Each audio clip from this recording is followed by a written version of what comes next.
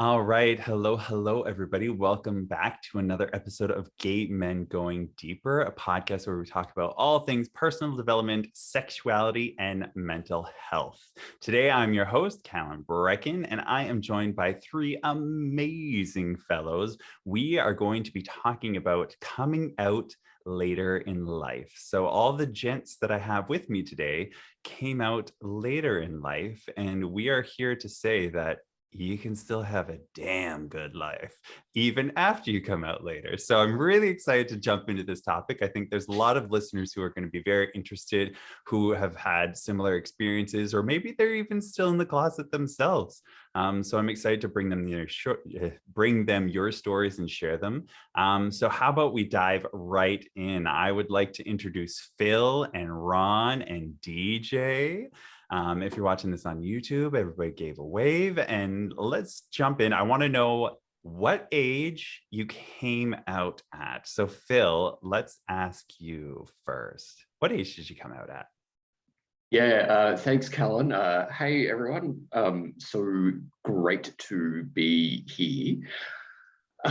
For me, I came out, I'm trying to remember how old I am now, and doing some maths while Callum was speaking there.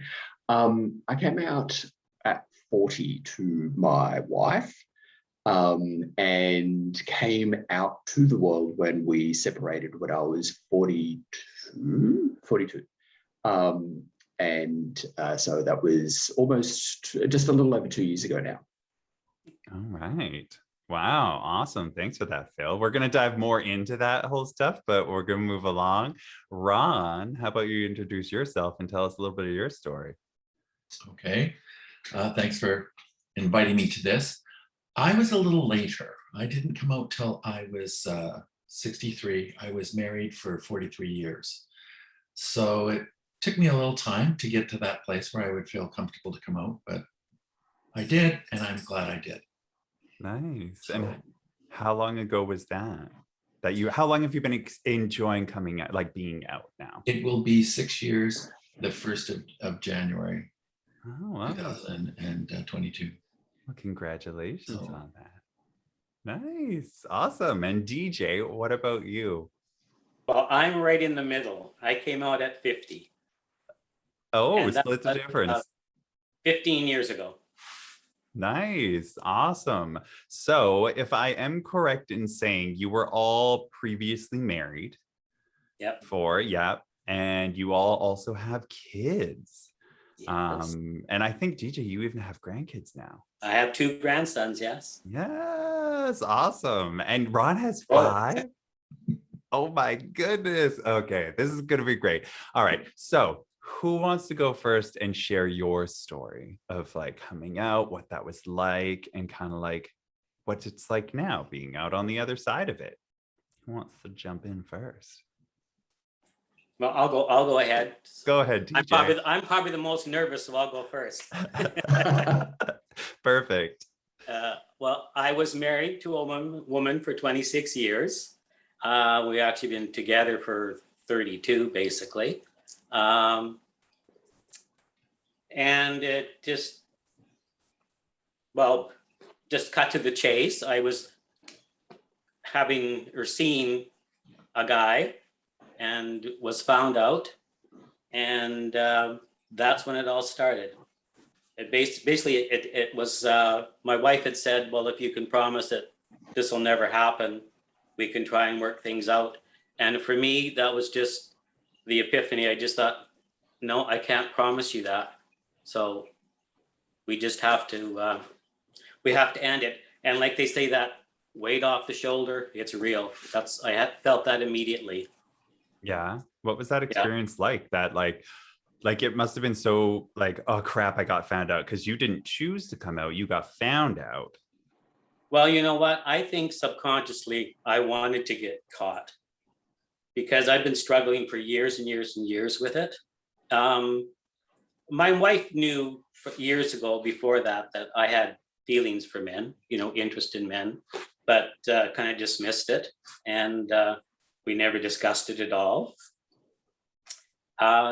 So I think it was actually, I was ready for it to happen. And I think because basically I invited somebody to my home when my wife was going to be out. And that was really stupid, right? And that's where I really think that I kind of wanted to get caught. Mm-hmm. It was the best decision I made when I just said, I can't promise you that. I didn't want to lead my wife on anymore. Mm-hmm. Right. And what about coming at, like, what was the after effects now? Like, now that you've been out for a while and life is different. For the most part, it's been wonderful. Like, friends and coworkers and some of my family were all good with it. Of course, there was some that weren't good with it at all, and still dealing with that to this day. My ex-wife we don't have much of a relationship. We see each other when we're there for the kids or grandkids, but it's just small talk, if that even. So that I would like to change, but I can't change that. So hopefully it'll get better. But as far as the rest of it, it was huge for me. I mean, the men's chorus, I joined the men's chorus shortly after I came out. And that was huge for me because I hadn't been living the gay life really. And now I got to be in a group of 100 guys that all accepted me. And I was looking for some gay friends, and I found them. Mm-hmm. And that's how we know each other. So for those who don't know, DJ's talking about the Vancouver Men's Chorus, which is a gay men's chorus.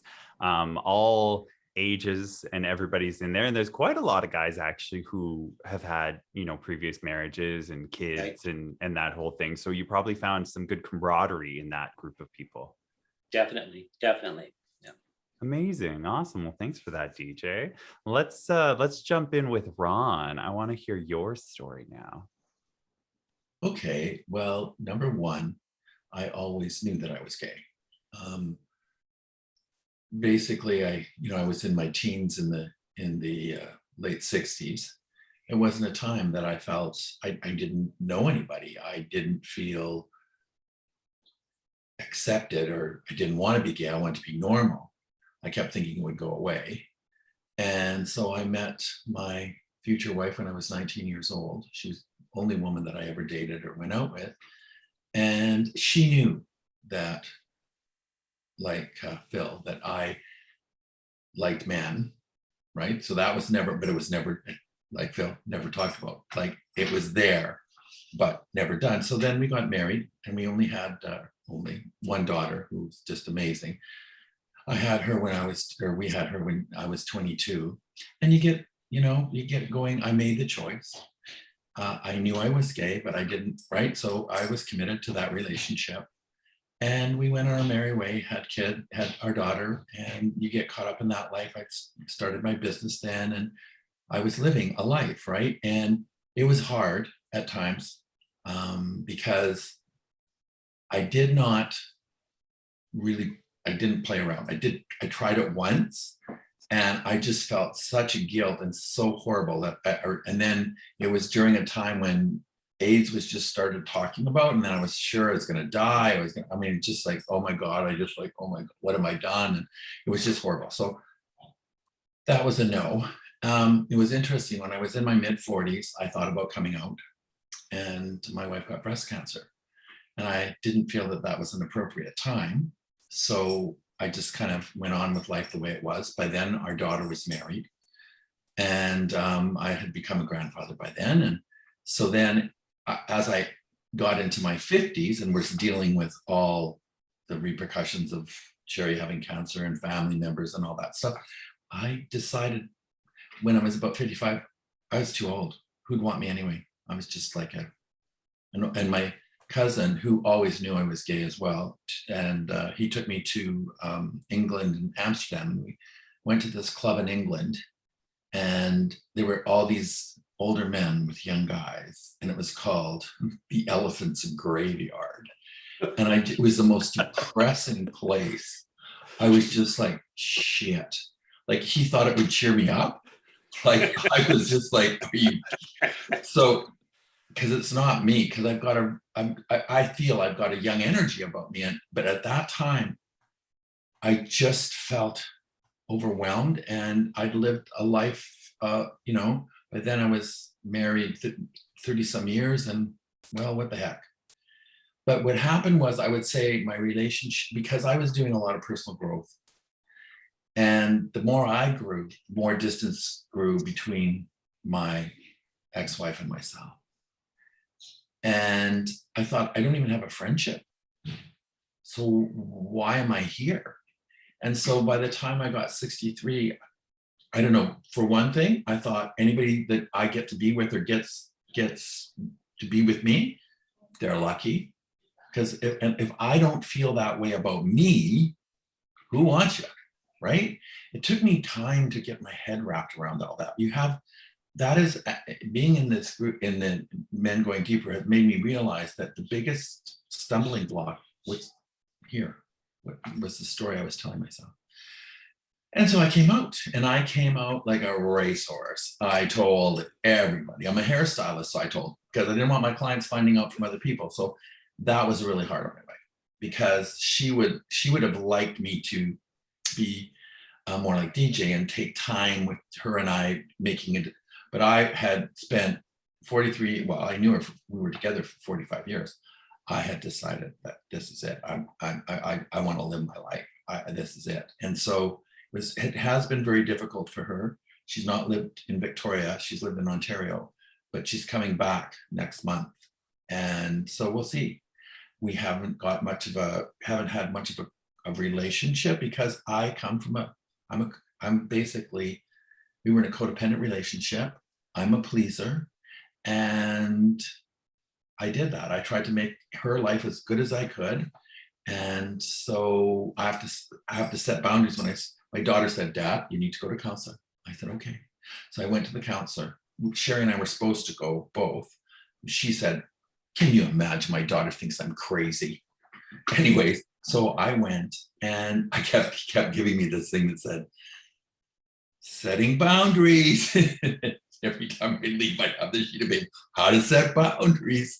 So it's been interesting navigating since I've come out, because what I've noticed behind the chair as a hairstylist with my female clients, that the second time around, quite often they pick much like they did the first time around.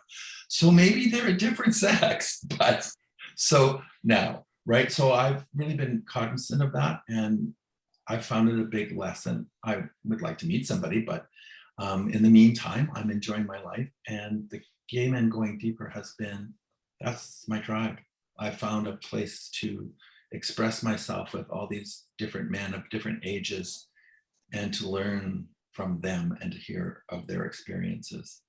And that other life that I lived before, I love being a dad. I love being a grandfather. I love all that part. And I was lucky. I would say hardly anybody. Well, one client said to me, "Oh, I always thought you and Sherry had an arrangement." Like, the only person that was surprised was me. That's kind of how it worked out. Like, Isn't that always the way, though? Even when I came out, everybody's like, well, yeah, we know. And I was like, we were just waiting for you. Right? Oh, So, gosh. anyway, Oh, one caveat for me is coming out and being authentic has changed my relationship with everyone. And I know I have changed, but well, when you change, all the people do around you. And one of the people that I always had a really good relationship. Now I have a fabulous relationship, is my mom. And we've had many, many conversations about, I mean, I'm very fortunate to have a really with it mom still at 90 years old, that I can have those conversations, but it's been great. And my family, my brother and his wife are here now, and they love me and I love them. And so that part didn't change. So I was really lucky, very fortunate. good. Nice. Oh, I love your storytelling, Ron. Well, thanks for sharing that. I'm excited to go deeper on that conversation. But let's jump over to Phil and get your story. I'm sure you're itching to share what your adventure's been. I have been sitting here listening to what's been said, And so much of what Ron and DJ have shared, like I'm like, yep, me too. So for me, I was with my wife. We were together for 23 years and married for 18 of those years. 2 kids, and we both Australians and lived in lots of different places around the world because of our jobs. And so we weren't sort of the general kind of, dare I say, suburban couple. We both very kind of internationally focused.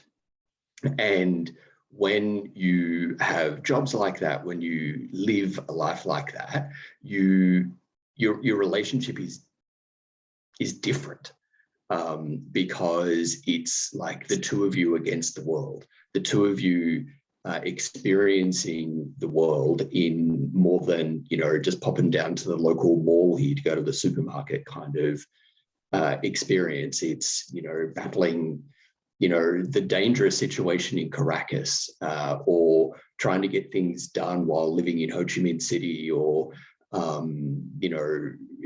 getting and exploring Seoul as places to live, and, the relief of living in an English-speaking country when you live in Wellington in New Zealand. But, you become a real kind of very tight unit. And through our relationship, we had kids. I've got 2 boys, they're 14, so they're twins. And you got 2 for the price of 1. 2 for the price of 1. It's a miracle that I look this good. But there's a whole lot of gray here because of all of that, I would say. But like Ron, I suspected, really didn't want to believe that I was gay when I was 14, and that was in the early 90s. And I went to a Catholic boarding school outside of Melbourne. And at that time in that place, it wasn't, there were very few positive gay role models in society. And so, I kind of wished it away. And that said, like I do love my former wife now. Still, like we're really good friends. We're parents to our kids together, and with my partner now, who's an awesome Kiwi. Like the 5 of us are this awesome sort of family unit that we're getting to grow and evolve, all 5 of us. So it's wonderful. It's not like how I imagined it would be. I thought sort of stereotypically that in separating, it would be sort of acrimonious and awful and absolutely, just like gut-wrenchingly painful.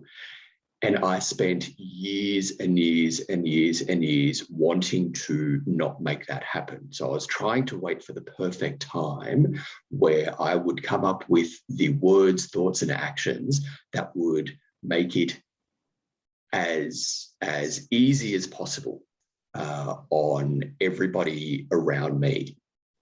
And so I paid that price of denying myself the part of me that that is my sexuality. And there was, I'd done a whole lot of work within myself, chiefly through the portal of loneliness. Like I realized that I was lonely, and while I was a member of a very dynamic duo and was living a great life and had a great job and all of that, I didn't have anyone that I could actually go, you know what, I there's thoughts and feelings here that just keep coming back, and I don't know how to say it, and didn't want to say it to my wife because that was going to be completely devastating. So got help, went through a coaching program, and with that, found the words. They weren't perfect, but I found a way of saying, you know, I think I'm gay. It was at once the most liberating, and like it was just this roll of the dice. Really, it was. I thought that she was going to be on, you know, she was going to take the kids and be on the next, like that night's plane to Sydney, and I would be in Korea, and like what would happen. But yeah, the drive. I was scared. I was really scared of what would happen if I didn't take the choice to come out. But I'm very glad I did. I'm very glad I did. On this side of it, I'm like life's, you know, I think I'm getting ahead of ourselves here, but I did not imagine in my wildest dreams that life could be like this on the other side of some really shitty, painful conversations. Mm-hmm. And I'm looking at DJ, you're nodding your head. Do you want to speak a little bit about that for yourself? Yeah, lots of painful conversations, mostly with family. Probably one of the most, or the worst ones for me was my brother and sister-in-law that I thought we were very close to, and had been basically since we were all married. They lived in the same town as I did, and we saw each other probably every weekend or every couple weeks anyway. And they happened to have a lesbian daughter who had come out before I had, and I also have a younger brother who was gay, and he came out in his teens. And so my ex-wife basically said, well, you're going to have to explain stuff to people. I'm not saying anything about it. You have to do that, right? So I went over to talk to them and just let them know what was going on.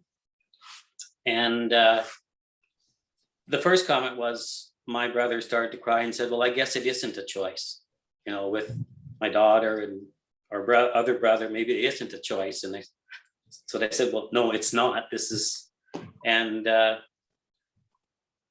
but then that 2 weeks later, that changed. It was all of a sudden, it wasn't a good thing anymore. I was told that I was immoral and was going to burn in hell, and that was a horrible person. And how could I have deceived them all these years? And you know, you're not the person that we thought you were. And basically, I said, yes, I am. I'm just not the whole person that you knew. And there's to this day we still don't really speak. But I'm changing that because I miss my relationship with my brother. Not so much my sister-in-law, but with my brother. And my partner and I just got engaged on my birthday this month. Oh. And so I sent him an invitation to the wedding. Aww. And probably my biggest other worry was my kids, what my kids were going to think. And I was afraid that I was going to lose them. My girls were, I think, 19 and 21 at the time. So one was out of the house and the other one was just about to get out of the house. And so I, you know, sat them down and just point blank said, sorry, but your mom and I are getting divorced. I'm gay. And they both came and hugged me. Said, we don't care, Dad. That doesn't make any difference to us. We are upset that our parents are getting divorced, but we love you. You haven't been happy. So, and then a few years later, they said, it's nice to see you happy finally, Dad. So it works out. Yeah, with that ring on your finger. Congratulations. You've got to be super excited. I am, yes. So we've been together for 15 years, and we finally decided that, yeah, let's do this. So. Amazing. So, okay, well, let's kind of jump into that a little bit, the light at the end of the tunnel. Because if somebody's listening to this right now and they're in that space where they're still before coming out or even in the midst of the coming out. Let's talk a little bit about the adventures you had after you came out and kind of the ahas and the amazing, like, oh, wow, like the feeling of relief. You were talking, DJ, earlier, that like the weight on your shoulders was lifted. Yes. So it's a real feeling. It really is. You can almost see it leaving as soon as I made that statement that I can't promise that. And but yes, it's good. So I mean, the worry with my kids, that's all good. They absolutely adore my partner. He actually called them before he proposed to me to get their blessing. So, and they said, yeah. So that's good. And I have two wonderful grandsons that grandkids are the world. They really are. Wouldn't give that up for anything. But for the most part, things were good with me. Like after the initial going through the divorce kind of thing, I found out that my wife had tried to have me killed and stuff like that, which is not something you really want to know. But apparently that was about to happen or was in the works, but it didn't. I just lost my train of thought. Sorry. Oh my, that was a wow. So Yeah. there is some adverse reactions that can be had.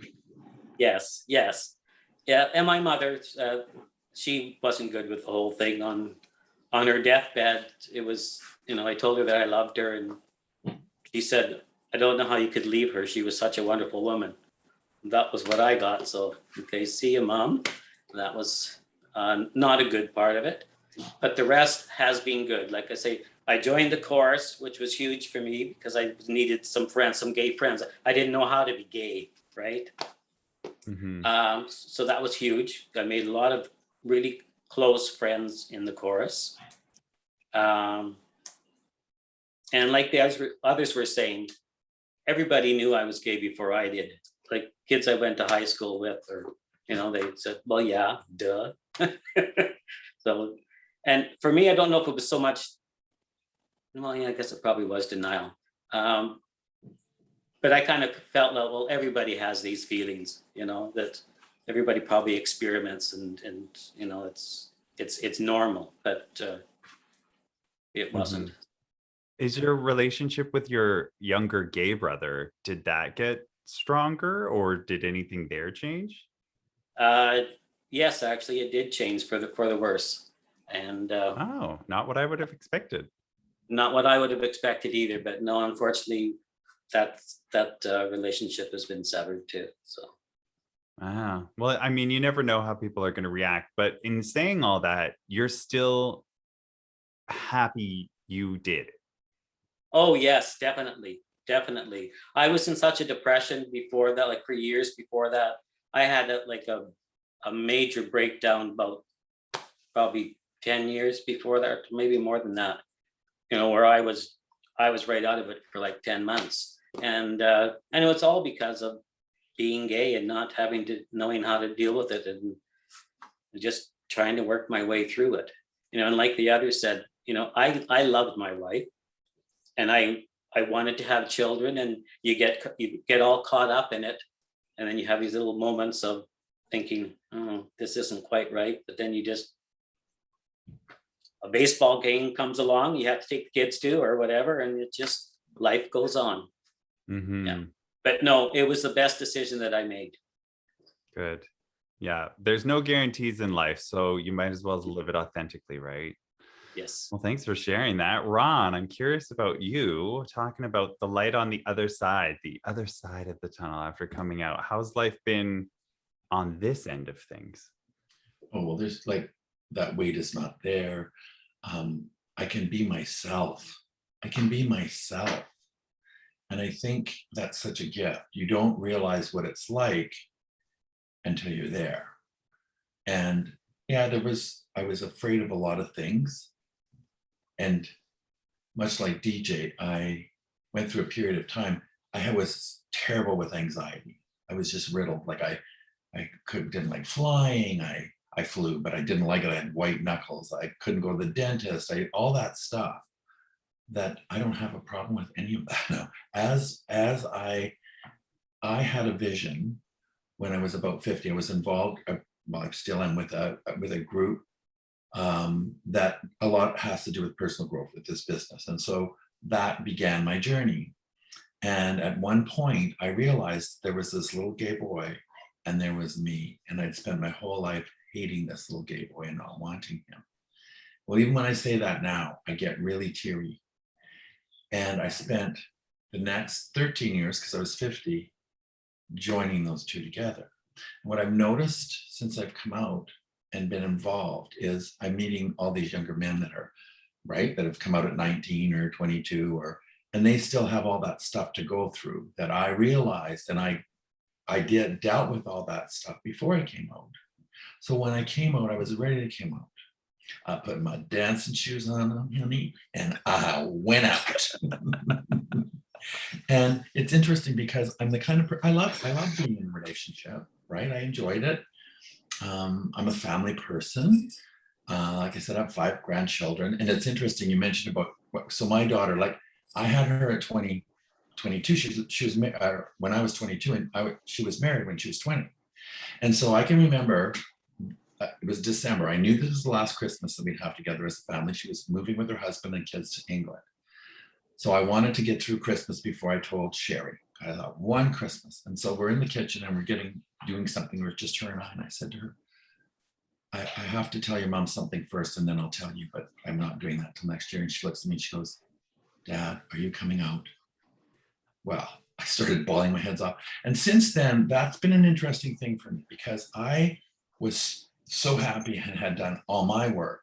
It was a little tough for her, even though she was so happy and is so happy for me, because like she said to me about a year and a half later, we're sitting having a conversation and she said, Dad, number one, I always knew you were gay, but you were always with Mom.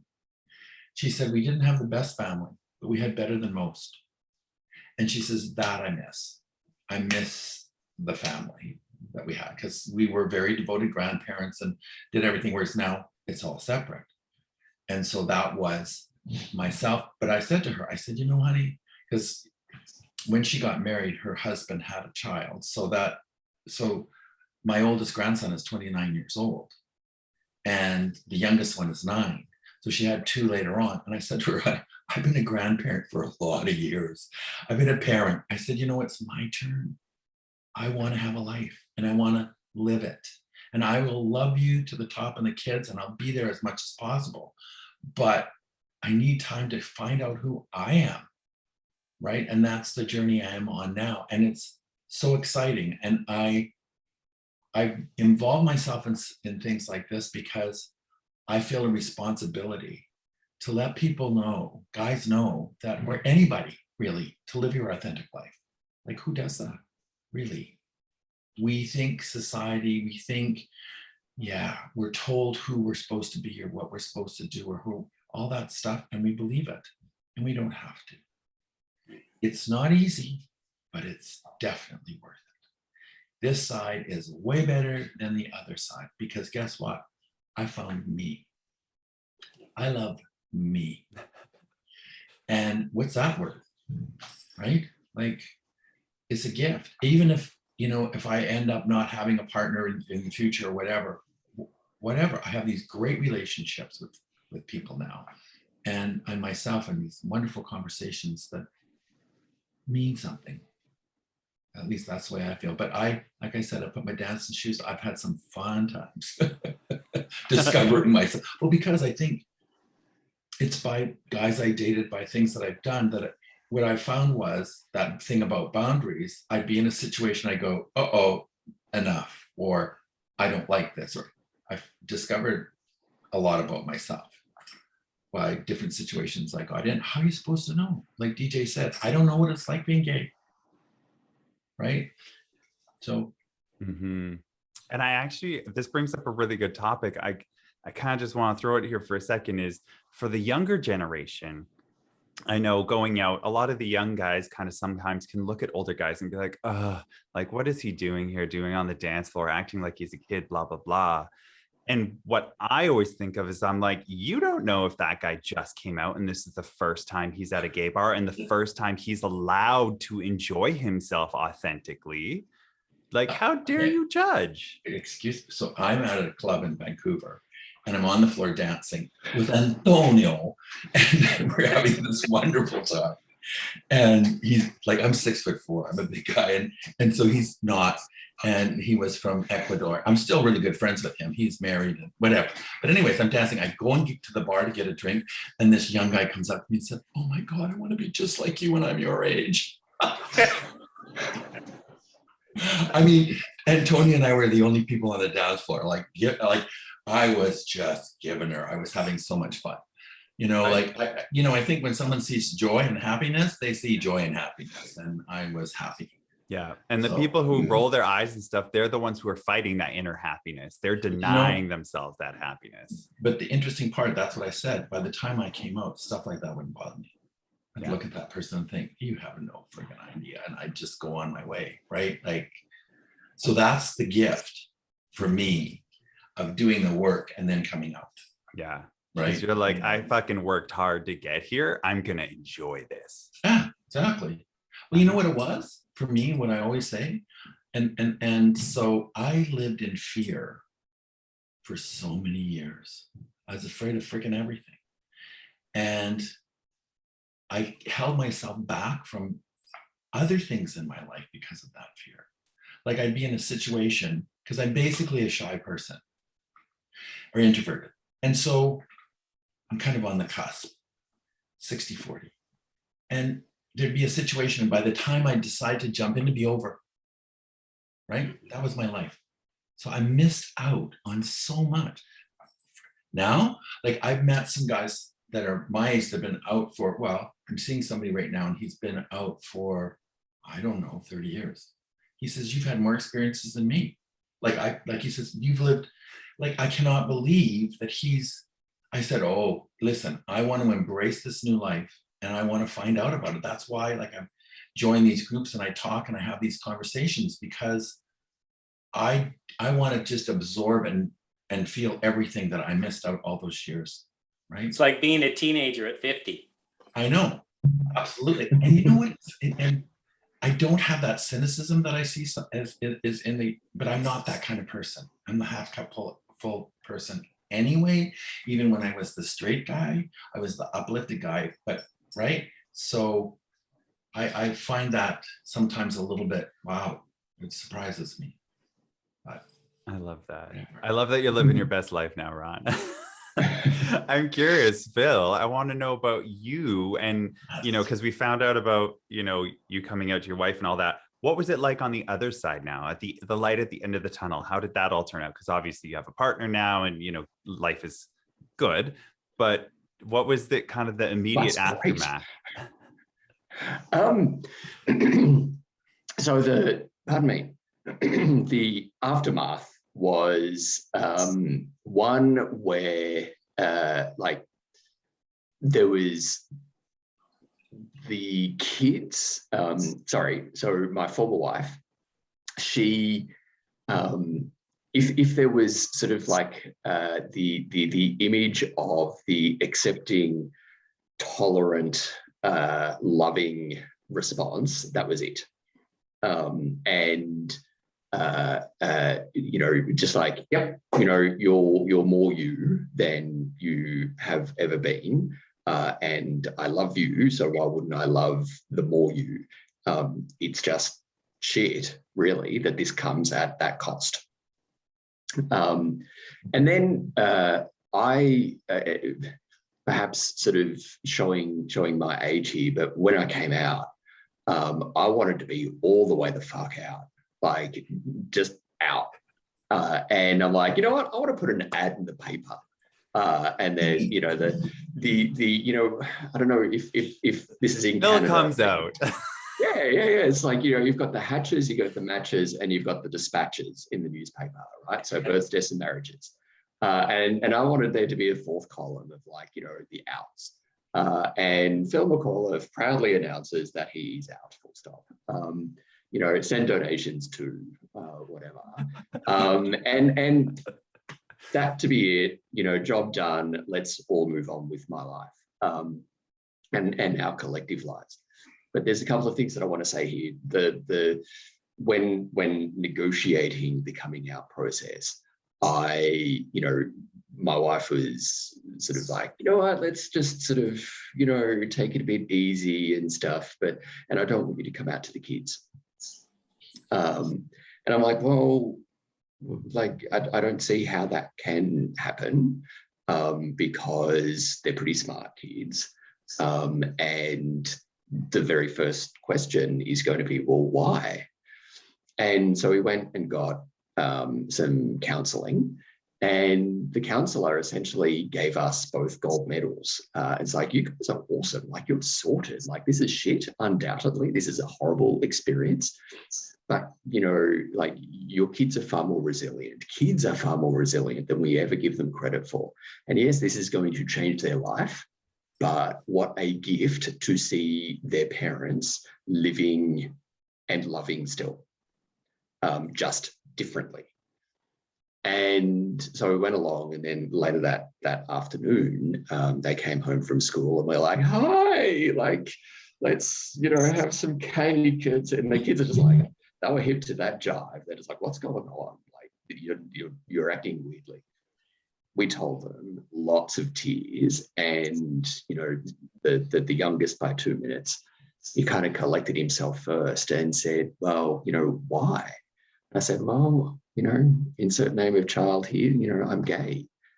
And he's just like, oh, okay.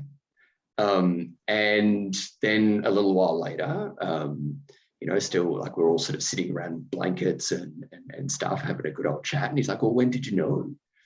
And so I shared that. And he's like, oh, okay. And the process for me, one of the other things that I wanted to say, the process for me in coming out was an evolving process over a few years of becoming Phil, like, of being Phil. And being gay was one of the, coming out as gay was one of the last layers so far of becoming Phil. And so it was a process of learning my values and living my values, like knowing, and Ron's mentioned boundaries a few times, and absolutely having the courage to maintain your boundaries. But for me, it's also reckoning with my sexuality, has also been part of reckoning with other facets of who I am and being proud of who I am in totality. And so I've said this a few times, when I came out, I felt like I was living my life at 98%. And sometimes that 2% became the 98%. I was like consumed by, attraction for guys. And then other times it's like, well, no, it like barely rates a mention kind of thing. But now I'm 100% me. On the other side of that, like the light at the end of the tunnel, there is a lightness in being who you are. But that also comes up with a whole lot of other challenges, because, we are expert mask wearers and armor. Like, we've carried around armor. We all do. We all carry around different armor, right? But, the criticism that we have of, being straight is that you can still, fit in. But when you're not, when you're out, like the comments about that part of you hurt. Like, they always hurt. Comments about it's always hurt. But, this is a new kind of hurt. For me, the majority of people, vast majority of people in my life have been extremely accepting. It's like, yeah, good for you. Some who have, in the process of me coming out, have outed themselves as not being worthy of me being me, and had attached themselves to a version of me that no longer exists, and weren't allowing me to grow. And that wasn't easy to let go. But some of the things that that I've experienced is when going to your first party, going to the first bar. I'm still waiting to go to the first nightclub, bloody COVID. But the biggest amount of judgment has actually come from other gay men.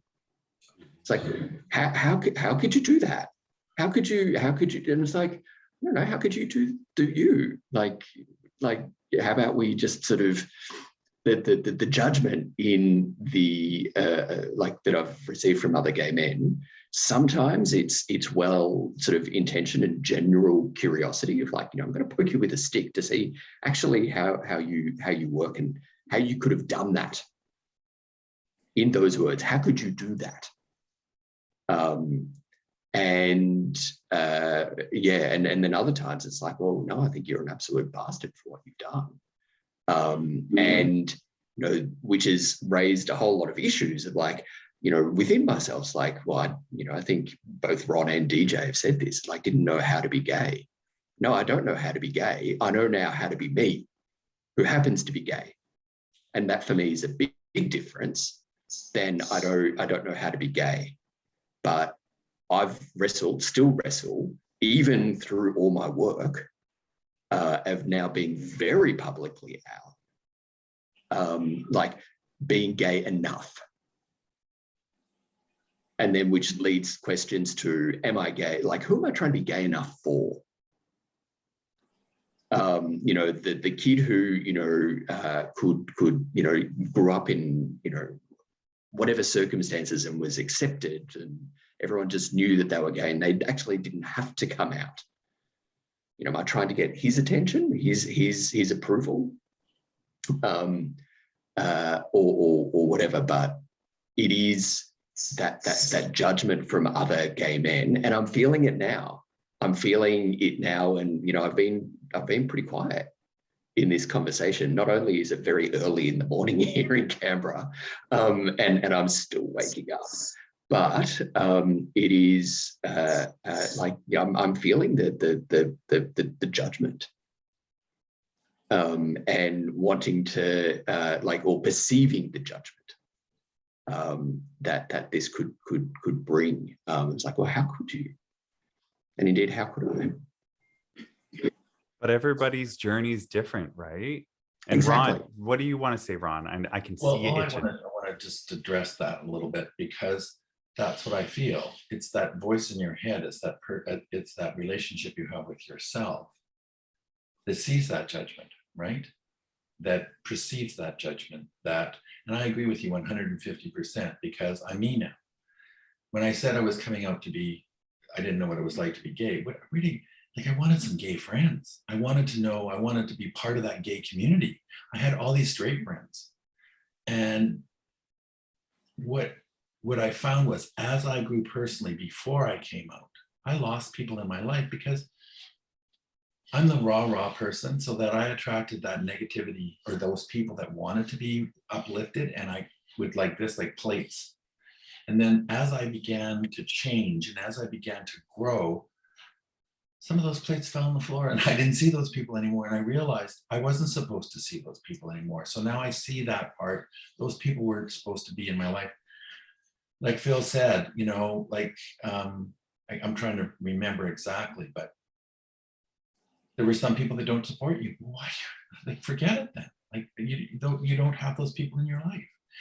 But a lot of times, if they're significant people, or we perceive them as such, we feel we have to somehow change, earn, be.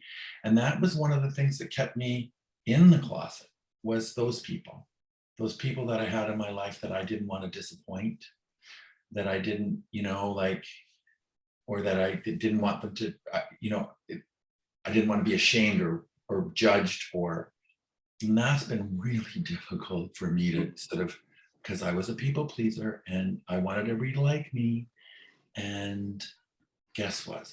Not everybody likes you. And I think particularly when you're out there in public, people say things. And I had to get to the place where I realized when someone says you're great and I think you're awesome, it's their opinion, just like if someone says to you that you aren't. Yeah. And it's really interesting because I've done a little bit of that stuff. And there'll be 14 people that tell me how awesome and great. Oh my God, there'll be one negative comment and I'll go, and I'm stuck there. And it's just like, and it's taken me time to work through that, to let it go. I think letting it go is my new, I'm reading a book, Letting It Go, and it's really been beneficial. Being like Elsa, right? Yeah. Let it go. Yeah, let it go. I know my granddaughter. And how old were your sons when you had that conversation with them? I meant to ask them. I think 12. 12. I had an experience. So one of my best friends while I was at work, he was gay and heart Mike. And so my daughter knew heart Mike. And it had nothing to do with me, but she knew they were gay. She always knew they were gay, right? 6 years old, 7, or as she's getting older. And then one day she comes home from school and she was in around there, maybe a little bit older. She goes, oh, Hart and Mike are gay, like all of a sudden, because before it was just like a word, it was like they're gay and isn't that neat? But she finally understood, and that's kids. Like they take in what they're ready to take in, and they're very. I think we overthink that part, you know. Yeah, we happened to be in San Francisco a few months before before separating. On a family holiday, and found ourselves in San Francisco, and it was Pride weekend. And we went to the Pride parade, and the kids were there and stuff. And after about an hour, we finally found somewhere that, you know, we could actually see. And after about an hour, the kids are like, you know, can we go? This is really boring. We want to go and do something else and stuff. And I'm like, no, you know, it's important. Like, you know, people, you know, being themselves, it's awesome and stuff. And they're like, no, like that's out there, that's all good. It's you and mum dancing. That's really embarrassing. We just want that to end. Like we're fine with what's on the street. We're fine with like what people are wearing or not. It's like how to explain a cock ring to 12-year-olds. But like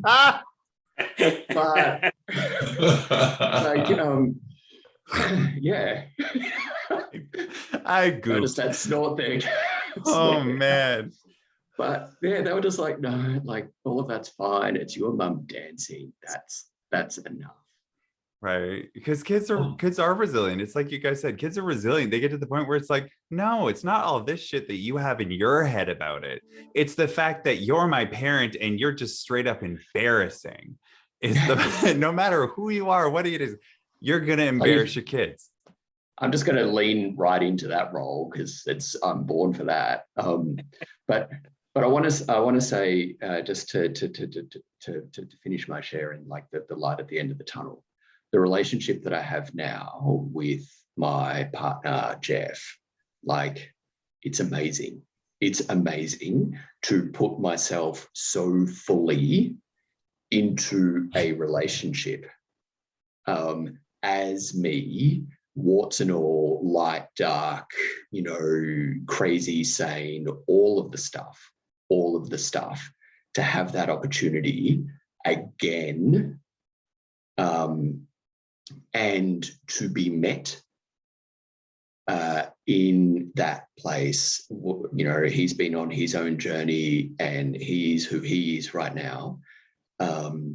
And, you know, I am so lucky, feel so lucky, but also through a lot of work to be in this position now and not feel at all guilty, at all ashamed of, you know, actually just like wanting to be with him all the time.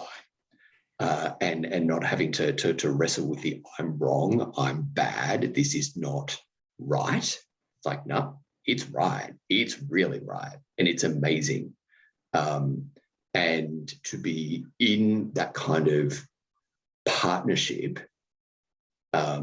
is amazing. And in reflecting on something about this yesterday, it's like, you know, to live big, like to live like this, like it was a huge bloody roll of the dice. And there's no guarantee of this, but there was no guarantee that I'd wake up tomorrow, or there'd be no guarantee that I'd cross the road safely, or anything like that.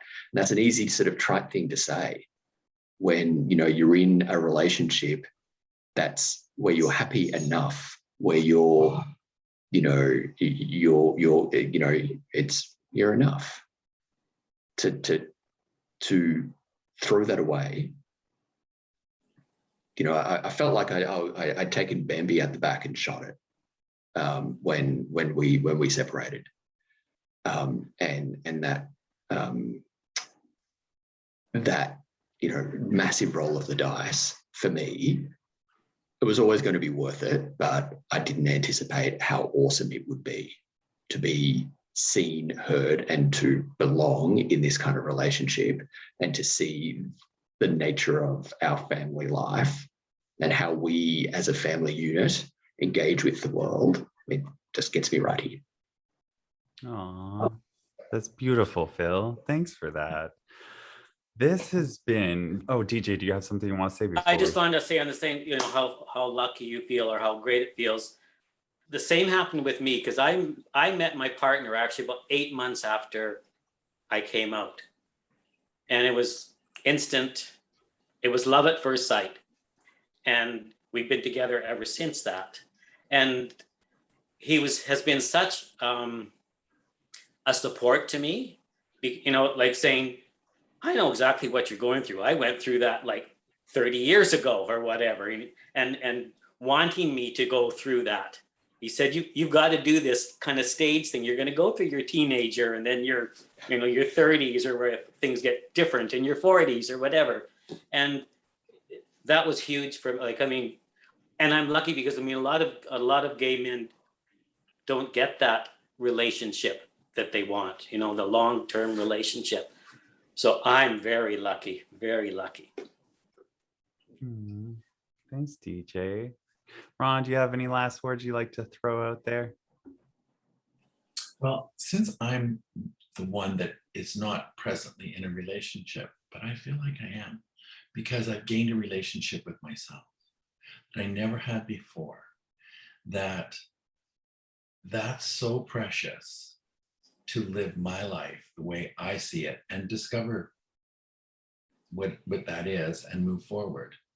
And it's great. You know, when you come out in your 60s in the gay community, it's a little different. It's like you go to those clubs and those guys are there and that kind of stuff, but it doesn't really matter, because it only matters what I feel, what I think, and I'm very happy. And, you know, like I have this fabulous family, and most of the people in my life have accepted me so well. And I am going to, now my ex-wife, like I said, is moving to Victoria, and that's my next. We'll get to a place now that her hurt has subsided.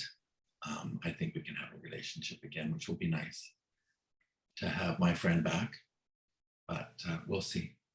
I hope that happens for you. I really do. Well, I mean, it can. I'm open to that. I've always been open to that. It's been her that's not. I think she needed to go through some stuff. See, well, I could continue talking forever, so I won't. Yes, I'm sure we could. I have to say this. Thank you so much, Calan, for inviting me to this, because as usual, I have learned from others so much that have influenced and adjusted how I see things, and have had a few ahas myself from other people's shares, which is growth, is change. I love it. Thank you. Well, thank you for that, Ron. Yeah, this was a really important topic. Yeah. This is a really important topic for me, because I've been really emotional at times. Like, I got a little teary-eyed, not gonna lie. Yeah. Because it's an emotional journey you've all gone on. You've all gone on different journeys, but you've all kind of experienced a lot of similar things. And now you're all on that other side of it, where you're like, oh, hell no, I would never go back into the closet. Like, I am me. I am so happy now. Like, yes, sometimes you got to go through some emotional shit, but that's life. We go through emotional shit, whether you're hiding who you are or you're not. You can't run away from it. Your life's not going to be sunshine and rainbows and lollipops all the time. And so, you know, you can either work to enjoy that authentically, who you are wholeheartedly, or you can lock it down and still have to deal with the shit. So it's, you know, you might as well as try your best to live it authentically and actually enjoy it. Like, you know, coming out on the other side and finding amazing partners who love you for who you are. And like Phil was saying, it's a wholehearted 100% in. There's no part that's kind of like, something's a little off now. That's not there anymore. It's full in. And it's just been a beautiful conversation to have all you gentlemen on here and to be able to discuss this. And I hope somebody out there who's listening, you know, takes strength from this and takes advice. There's lots of sage advice here. So thank you, DJ. Thank you, Ron. Thank you, Phil, for being here.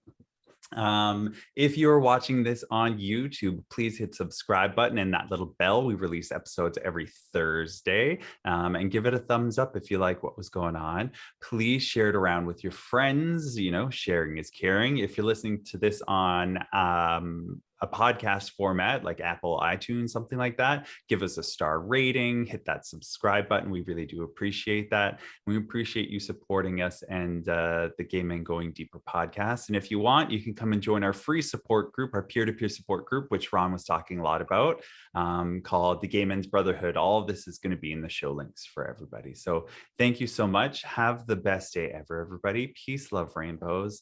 And bye, guys. Thanks for being on the show today. Thank you. Thanks for having Thank us. you. Yeah, for sure.